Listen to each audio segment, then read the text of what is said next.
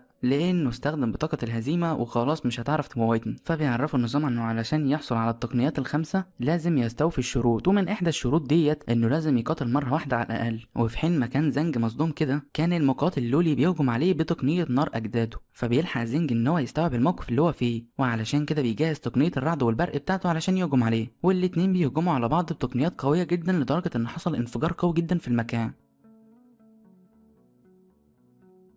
السلام عليكم. بما انك وصلت هنا فده معناه ان الفيديو عجبك، فيا ريت يا معلم كده هتشترك في القناه وتنزل تكتب لي تعليق حلو زيك، وتقول لي كمان لو المانهوا عجبتك ولا لا، لان ده كده ملخص الموسم الاول كامل. فلو المانهوا عجبك يا ريت تقول لي في التعليقات علشان لما الموسم الثاني ينزل الخصه. وبالنسبه لو عايز اسم المنهوه فهتلاقيها في التعليق المثبت او في الوصف.